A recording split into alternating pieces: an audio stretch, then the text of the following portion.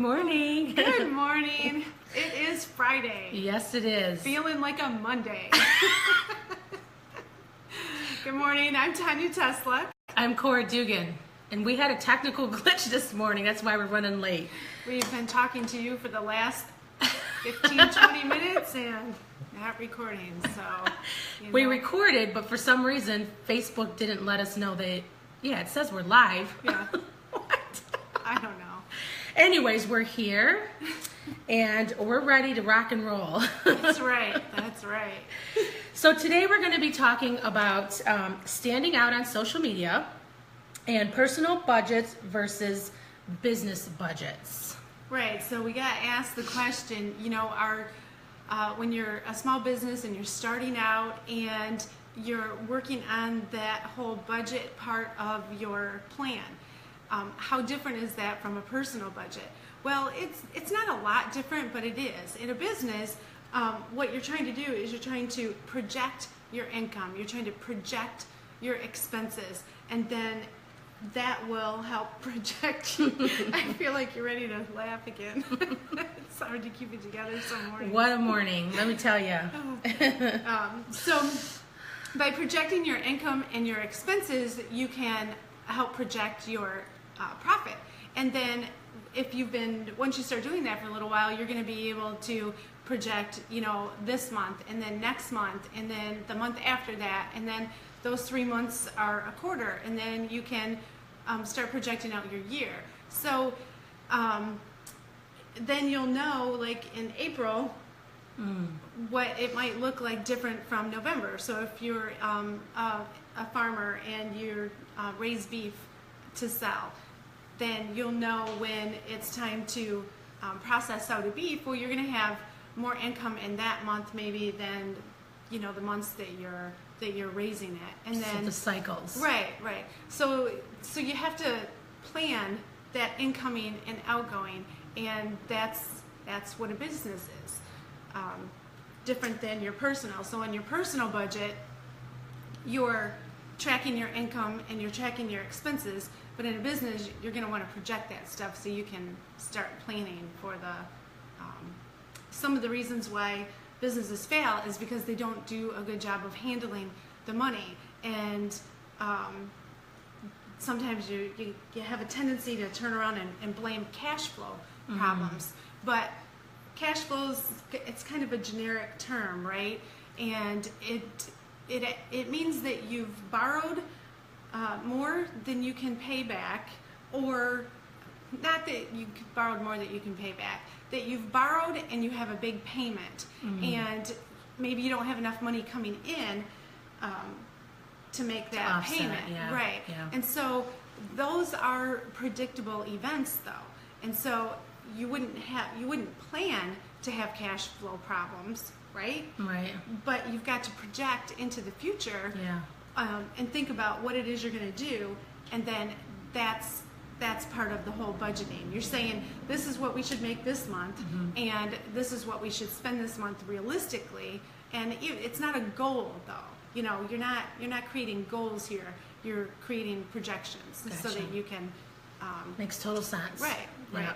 So how does one keep personal finances separate from business finances? Right, that's so important, especially if you are in a small startup. If you're in direct sales, if you're selling Avon, Tupperware, Mary Kay, all of the direct sales things that you can do.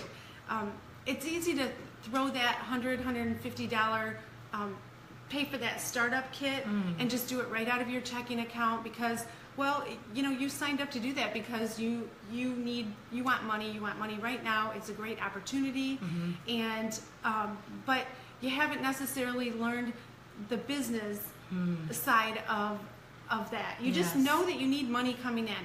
So the biggest thing that you can do, the best thing that you can do for yourself is just take a minute and open a separate account. Even if you can't open a business account right away, because to open a business account, a bank is going to want a tax ID number. They're going to want a little more, it's a little more detailed than a personal account. But if you do nothing but open a separate personal account. You have to keep that income and the expenses separate from your personal. It's at the end of the year, you're going to have to separate that out for your Yes. accountant. You're going to have to tell them how much profit you made, where your revenue was, what your expenses were, and it's just so much easier if you do that from the start. From the start, yes. Yes. If you don't want to invest the money or can't at the moment invest the money in software such as QuickBooks or there's Microsoft Money. There's some low cost good Tools. Yep. out there, some software. Open an Excel sheet. If you don't know how to use one, just take a quick tutorial. Microsoft has free tutorials on how to use their products. You can use Google Sheets, same thing. And just as income comes in, just keep it. I don't care if you keep it on a notebook. Right. If you have a notebook for your income and a notebook for your expenses or whatever, but you're going to want to track it separate from your personal stuff. And that's something that we do here, as a matter of fact. We can sit down with you and go over that strategy of how to keep the two separate, because I can guarantee, because I've done it myself in the past, where you will mesh the two incomes together and you will lose sight of how to keep track of what's coming in versus what's going out. Right. Well, and if you think about it, if you don't track that, you don't really know if you're making money. Yeah. So let's just, we won't go with names. Let's just say you're selling a makeup line, and you have a show, and you are coming back. You receive the product from the company. You have your time, because remember, time is always money. Yes. You have your time to come in to separate everybody's orders, just make sure it's organized and they're getting the right thing. And then you have to take your time to go deliver it. It costs you gas to go deliver it. There's all of those little things that you can do. Track your mileage. When you are delivering things to a customer, track your mileage. You can. All of those are expenses for your business. And so if you're not keeping that stuff separate, then it's going to affect you at the end of the year. So if you look back and you say, okay, last month I did really good. I sold $1,000 worth of products, but you didn't track your expenses. Yes. Okay, so maybe it cost you $700 for those products. Okay, and maybe in your direct sales, $300 profit off of $1,000 is considered good. Right? But it's not just that $300. How much did you spend in gas? What's your time worth? It's worth something. Yeah. So you want to keep that separate any way you can.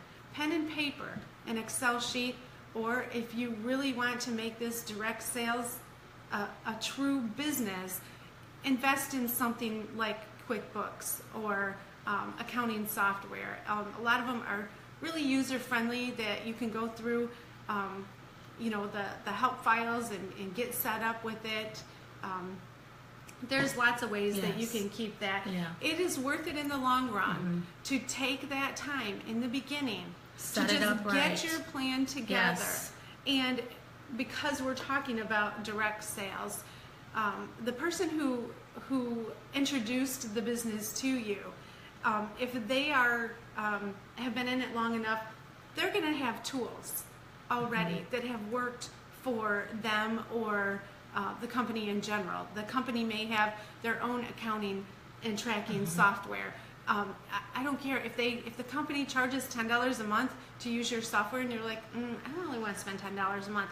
I'm telling you, spend the $10 It's worth a month. it. Yes, it's because worth it. it's tailored to your business, and it's going to make your life easy in the long run. Spend that little bit of money, and it'll pay off in the end. Great points. Love it. Okay, so we're going to switch gears a little bit and talk about how to stand out on social media. I'm going to give you 2 accounts that are great to learn from as far as how they're standing out from their competitors. One of the things that always comes up is, what kind of content can I post? Is it the same thing all the time? People kind of run out of ideas. Right. So I'm going to give you guys a couple of different ways to stand out from your competitors. Okay, so your background is cosmetology. Yes, right, yep. in the cosmetology industry. So you have some examples for us I there? do. So if you're a salon owner, how do you stand out from, in a 5-mile radius, how do you stand out from the rest? One of the things that you can do is you can take your tools that you use, your scissors that you use, maybe a blow dryer, maybe the clippers that you use, and that's how you can edify your tools and what makes you stand out from the rest. So if you have a specialty, maybe somebody in the shop specializes in natural curly hair, you can highlight them and their skills, and you can talk about the products that benefit natural curly hair, and you can even go as deep as the ingredients that are in those products to help benefit that type of hairstyle. Right. So one of the accounts that I love to watch is Salon Centric. They do a lot of video marketing, and they do a lot of educational videos to help their audience learn about why they're so different. So they actually will show you the scissors, and then they'll use them Yes, in the video? yes. They'll show you what kind of combs to use. This is how salon owners can set themselves apart as well. So if you've been in business for 2 years or 20 years, it doesn't matter. We're always learning, right? We're always learning and we're always growing. So one of the things that I found when I was a hairdresser at the time was the types of scissors that I used. And I used this specific brand was because I wanted to cater to certain clientele. My specialty was natural curl because I always found that people would say, I have natural curly hair and I can never find anybody to cut it. To cut it properly. So I began to hone in on that. Right? It is a problem. Okay. A lot of natural curly clients will go into a salon, and a lot of times they just wait longer to get their hair cut.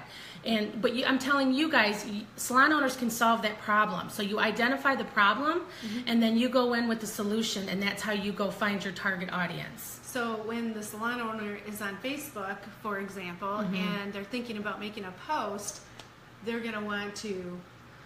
Okay, so for instance, if you want to highlight your scissors, take a picture of your scissors.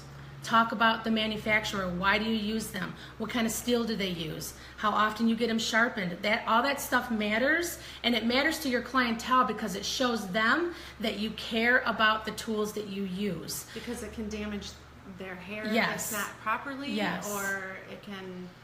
Yeah, so one of the things that I used to do back in the day was bang trims, how to upsell those small little things that you can drive traffic back into your salon. So you can edify, I have a certain pair of dry cutting scissors for maybe the clientele that doesn't like to get shampoos or is in a quick hurry or just needs that bang trim. You can highlight those types of scissors and just say, for that type of clientele, this is what I can do for you. Because what you're doing is you're identifying the problem, but you're giving the solution to them. You're making it about them. So that's one of the things. Another thing you can do is highlight products. One of the products that you find that's common in salons is Paul Mitchell brand. And that's okay, that's fine, but maybe you have an exclusive brand that you can highlight for whatever reason. You're targeting the natural curly hair clients or the straighter styles or anything like that. You want to highlight that product, why you use it, what it's for, and you just want to stand out from the rest that way. But you can go as far as even ingredients. Okay. One of the things that is popular in my household is I have to stay away from wheat and gluten. Okay. I can't have that in makeup. I can't have it in shampoos. I can't have it in food.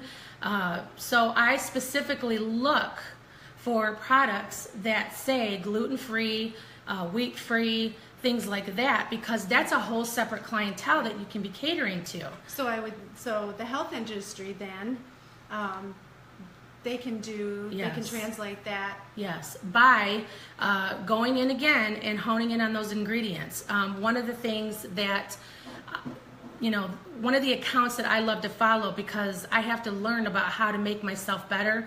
I also have a daughter that has food allergies. So I found Dr. Axe, A-X-E. Oh, yeah. I found his account, and he goes in and he does an awesome job in highlighting the ingredients of oils and what they can do to benefit you. So it doesn't matter if you're in Young Living or if you're in doTERRA. The key is that there's a lot of health issues out there that health and wellness chiropractors and anybody in the health and wellness industry, you want to target ingredients. It's all about, like, okay, so peppermint oil. Why does peppermint oil help me? Well, I have a lot of headaches. Let's just say, for instance, I have migraines, or I have headaches, or I have pain, chronic pain that I don't know. I can't take Motrin all the time because it's not good for my health, right? So I'm looking for a health and wellness company that is talking about the benefits of peppermint oil because it does this. It helps migraines, it helps headaches, it helps manage pain and whatnot. So what are they doing to attract you as when you're scrolling through your Facebook feed and there's, you're going between your friends' posts and your family's post, and then all of a sudden, what catches your eye? Trigger points. Yeah. Trigger points of a heading that says, do you suffer from pain, headaches, and migraines? And all of a sudden, I'm like, oh my gosh, yes. And I stop scrolling because they're identifying, the trigger point is identifying the problem, and they're getting ready to give me the solution. Right. So a lawn care service, yes. You could be like, okay, is your grass turning brown, or yes. Are your weeds out of control? Right. Or if you're a construction company, are you tired of that outdated bathtub? Yes. Or so the headlines matter. Right. Really think about your headlines, and you're going to want it to always be solving a problem in your headline, or yes. at least a trigger point that's going to make them want to continue reading on. Yeah, very good point. Especially like after a storm. Okay, so that's a perfect opportunity for anybody in the construction industry, right? Yes. Did you have storm damage? Take 5 minutes, and we want you to go look at, check all your gutters, or look at your shingles. You're going to want to look for this, and because people want to make sure, I never thought about that. Right. I was just walking from the house to my car, or I'm in my garage and I'm just driving out of my garage. I'm not even thinking about that. But as a construction company or building, repairs, that's going to be a trigger point that you can, yes. like Cora said, educate, make it about them. Right. So you want to find your voice online. Is it educational? Is it fun? Whatever it is, you have to find that, and you want to just like kind of pepper through those posts of, okay, today I want it to be about education, and I want to educate my audience about blah, blah, blah. Identify the trigger points of what your audience is suffering from, and just give the solution in a post. It could be a blog post. It could be a micro blog post of 2-3 paragraphs of how you're identifying the problem, but then give the solution, and then they start to build loyalty and trust with you because you become the go-to person for that problem that they have. Right. Well, and another thing is maybe we can talk about next week is the automation. Yes. So, it's so time consuming. Not always. Sometimes you can just this is my business. I'm going to snap a quick picture. I got a trendy headline I'm going to throw in there, and bam, you're done. Yeah. But every post isn't always going to be like that. So if you sit down and you really think about how you are going to talk to your target market, we use a specific calendar, and you can use tools. Okay, on Tuesdays we're going to post this type of content, and on Wednesdays we're going to post this. Have a theme. Right, and so you start to come into, it helps you organize your posts better to save you time, because time is money, and you want to save as much time, especially if you're in a small business and you're doing a lot of the, you're doing the bookkeeping, you're doing the posting, you're a one-man show. There are so many ways that you can automate and organize to improve your time schedule. Yes. Great points. So yes, you can go to our website as well. We're still promoting our branding, marketing strategy blueprint. Not branding. Did I say branding? Branding. Blueprint marketing strategy questionnaire. Well, it helps you brand. Yes, it does. It identifies a lot of key areas that you need to keep in mind when you're setting up that marketing strategy. Just go to our website. You can give us your email, and in turn, you're going to get that free strategy worksheet that you guys can work Right, on. and that's the one I believe that goes through and helps you identify your ideal client. Yes. Yes, so you Yeah. can target the people on Facebook Yep. that are looking for your service. Yeah. Obviously, if you're in that construction company, you're not going to target somebody who built a new house with a service of replacing their windows. Yes. For example. Yeah. So you're going to learn a little bit more on how to target your Yes. audience. It's going to fine tune everything for you and then get you back on track. Yep, so in just a couple minutes, you just pop in your email address and then it'll shoot you out an email with that link to the PDF. Okay, well, we hope that we gave you some valuable tips and resources, and we will see you next week. Thanks for joining us. I'm Tanya Bye. Teslak. I'm Corey Dugan. See you next week.